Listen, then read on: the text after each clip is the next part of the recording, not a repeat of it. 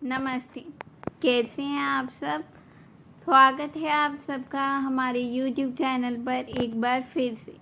तो अभी तक हमने शिव पुराण की बहुत सारी अलग अलग कहानियाँ पढ़ी, कथाएं पढ़ी, जिसमें हमने देवी माता का रूप देखा कि कैसे आया, देवी माता ने कैसे देवताओं को बचाया, कैसे शुंभ निशुंभ रक्त बीज जैसे दानवों से युद्ध किया और सृष्टि को भी बचाया।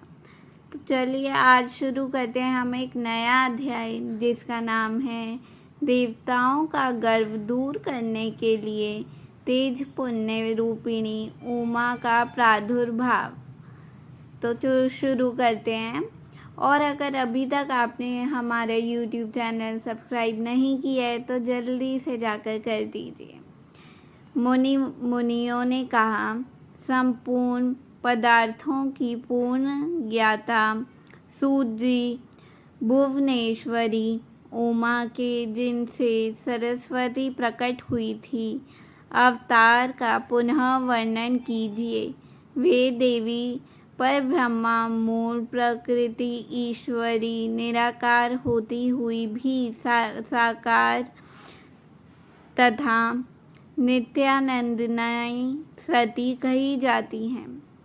सूत जी ने कहा, तपस्वी मुनियों, आप लोग देवी के उत्तम एवं महान चरित्र को प्रेम पूर्वक सुने, जिसके जानने मात्र से मनुष्य परम गति को प्राप्त होता है।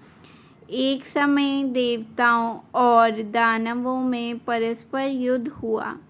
उसमें महामाया के प्रभाव से देवताओं की जीत हो गई। इससे देवताओं को अपनी शूरवीरता पर बड़ा गर्व हुआ। वे आत्म प्रशंसा करते हुए इस बात का प्रचार करने लगे कि हम लोग धन्य हैं, धन्यवाद के योग्य हैं। असुर हमारा क्या कर लेंगे? वे हम लोगों का अत्यंत दुस्सह प्रभाव देखकर भयभीत हो भाग चलो कहते हुए पाताल लोक में घुस गए। हमारा बल अद्भुत है, हमने आश्चर्यजनक तेज है। हमारा बल और तेज दैत्य कुल का विनाश करने में समर्थ है। अहो, देवताओं का कैसा सौभाग्य है। इस प्रकार वे जहाँ तहाँ ढींग ढांकने लगे। तदंतर उसी समय उनके समक्ष तेज का एक महान पुंज प्रकट हुआ, जो पहले कभी देखने में नहीं आया था। उसे देखकर सब देवता विस्मय से भर गए। वे रूंधे हुए गले से परस्पर पूछने लगे, यह क्या है, यह क्या है? उन्हें यह पता नहीं था कि यह श्यामा यानी कि भगवती उमा का उत्कृष्ट प्रभाव है, जो देवताओं का अभिमान चूर्ण करने वाला है। उस समय देवराज इंद्र ने देवताओं को आज्ञा दी, तुम लोग जाओ और यथार्थ रूप से परीक्षा करो और यह कौन है। देवेंद्र के भेजने से वासुदेव उस तेज पुंज के निकट गए। तब उस तेजो राशि ने उन्हें संबोधित करके पूछा, अजी तुम कौन हो? उस महान तेज के इस प्रकार पूछने पर वायु देवता अभिमान पूर्वक बोले, मैं वायु हूँ, संपूर्ण जगत का प्राण हूँ। मुझ सर्वधार परमेश्वर में ही यह स्थावर जंग रूप सारा जगत ओतप्रोत है। मैं ही समस्त विश्व का संचालन करता हूँ। तब उस महातेज ने कहा, वायु, यदि तुम जगत के संचालन में समर्थ हो तो यह ट्रेन रखा हुआ है, इसे अपनी इच्छा के अनुसार चलाओ तो सही। तब वायु देवता ने सभी उपाय करके अपनी सारी शक्ति लगा दी, परंतु वह तिनका अपने स्थान से तिल भर भी ना हटा।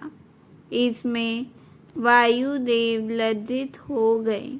वे चुप हो इंद्र की सभा में लौट गए और अपनी पराजय के साथ वहाँ का सारा वृतांत उन्होंने सुनाया।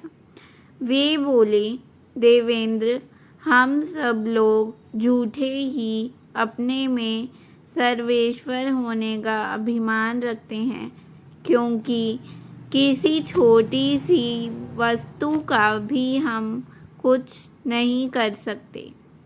तब इंद्र ने बारी बारी से समस्त देवताओं को भेजा। जब ये उसे जानने में समर्थ ना हो सके तब इंद्र स्वयं गए। इंद्र को आते देख वह अत्यंत दुस्सह तेज तत्काल अदृश्य हो गया। इससे इंद्र बड़े विस्मित हुए और मन ही मन बोले, जिसका ऐसा चरित्र है उसे सर्व श्रवर की मैं शरण लेता हूँ। सहस्त्र नेत्रधारी इंद्र बारंबार इसी भाव का चिंतन करने लगे। इसी समय निश्चल करुण में शरीर धारण करने वाली सच्चिदानंद स्वरूपिणी शिव प्रिया उमा उन देवताओं पर दया करने और उनका गर्व हरने के लिए चैत्र शुक्ल का नवमी को दोपहर में वहाँ प्रकट हुई। वह उस तेज पुंज के बीच में विराजमान रही थी, अपनी कांतियों से दसों दिशाओं को प्रकाशित कर रही थी और समस्त देवताओं को सुस्मरण रूप से यह जता रही थी कि मैं साक्षात परिब्रह्मा परमात्मा ही हूँ। वे चार हाथों में कर्मशः वर, पाश, अंकुश और अभय धारण किए थी। श्रुतियाँ साकार होकर उनकी सेवा करती थी। वे बड़ी रमणीय दिखती थी तथा अपने नूतन यौवन पर उन्हें गर्व था। वे लाल रंग की साड़ी पहने हुए थी, लाल फूलों की माला तथा लाल चंदन से उनका श्रृंगार किया गया था। वे कोटि कोटि कंद पर्णों के समान मनोहारिणी तथा करोड़ों चंद्रमाओं के समान चटकीली चांदनी से सुशोभित थी। सबकी अंतर्मणि, समस्त भूतों की साक्षिणी तथा परिब्रह्म स्वरूपिणी उन महामाया से इस प्रकार कहा। उमा बोली, मैं ही परिब्रह्मा परम ज्योति प्राणवरूपिणी तथा युग रूप हारिणी हूँ। मैं ही सब कुछ हूँ, मुझसे ही भिन्न कोई पदार्थ नहीं है। मैं निराकार होकर भी साकार हूँ, सर्व तत्स्वरूपिणी हूँ। तो चलिए अब हम इस अध्याय को यहीं पर रोकते हैं। बाकी का अध्याय हम कल संपूर्ण करेंगे और समाप्त करेंगे। आज हमने पढ़ा कि देवी ने कैसा रूप दिया और कैसे देवताओं को भी लज्जित कर दिया। तो अगर आपको वीडियो अच्छी लगी हो तो लाइक और शेयर कर दीजिए।